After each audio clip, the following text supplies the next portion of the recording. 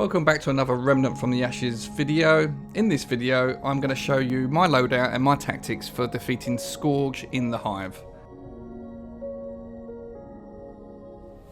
Okay, so this is my loadout for Scourge. I'm using the Spitfire hand cannon. It's got 12 damage, includes the weapon mod of flamethrower, and then you can get this weapon from one of the other bosses. I believe it's one of the Earth bosses. I'm using the hunting rifle. Now the hunting rifle is really good for hitting Scourge himself, because if you get up close and personal with him, he will do a lot of damage with either his swinging attack with his right arm or his I don't know what you call it. He lets off these kind of like bees or wasps sort of thing, and they can damage you as well. So standing from a distance using the hunting rifle is very, very helpful. Using a scrap hatchet as well. Now you want to kind of gear up for radiation. So I'm using the hunter shroud, the hunter trench coat and the hunter pants. They all have rad protection, which does come in very handy here. Traits, I got vigor, endurance. The endurance is really important, and I'll tell you why.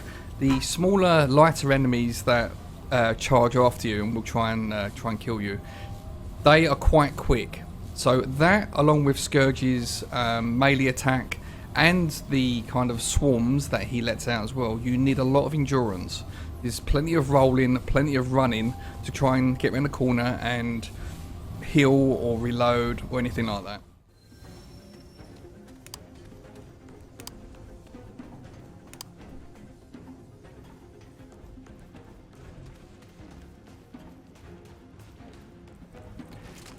Now, as soon as you enter the arena, Scourge will be straight in front of you. Best thing to do is take the rifle and start taking pot shots at either his head or his right arm, which should be on your left side.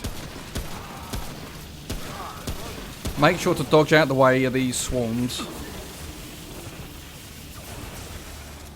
Smaller enemies will now spawn continuously. They do not stop, so just make sure you take them out as quickly as possible, because once they get on top of you, it can be very difficult to actually get away from them.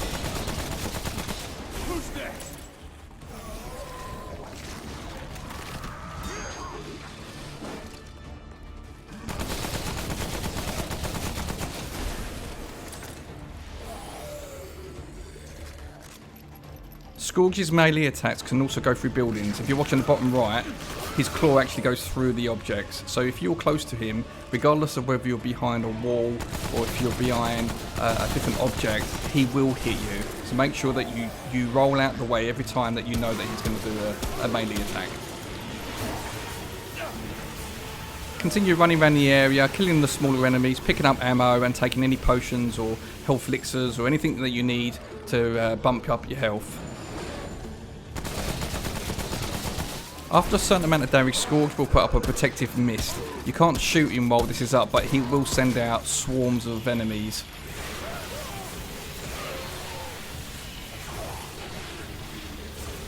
Try to avoid them as much as you can. As you can see, they're standing behind objects does not really matter. They can go through objects. You're better off standing behind on the corner of an actual building. So as you turn a corner here, come on, we've got to get away from him.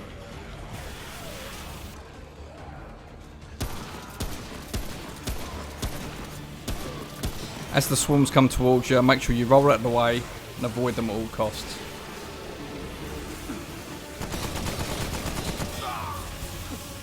Come on, really?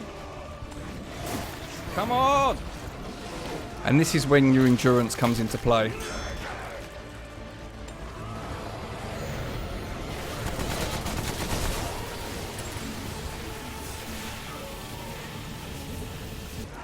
The more damage that you do to Scourge, the faster he will get, the more frequent his attacks will be.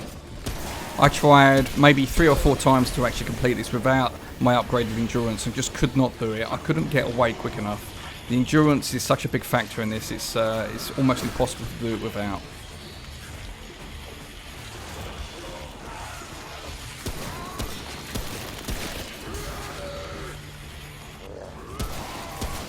Hi, bitch!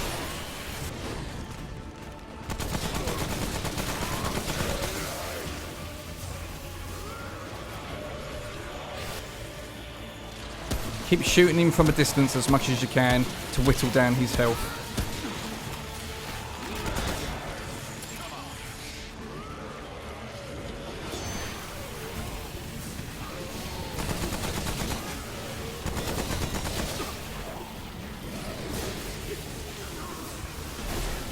What?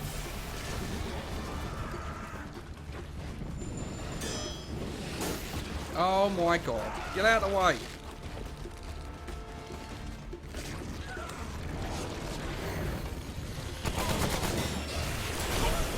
Oh, come on. Give it a rest. There's too many of them. With enough patience, you will eventually do him. Bye, bitch.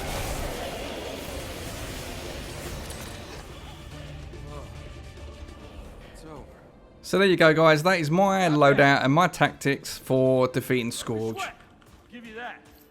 Hope you enjoyed the video, and I'll see you next time. Well, that wraps up that video. If you want to see more, then check out the channel. Until next time, guys. See ya.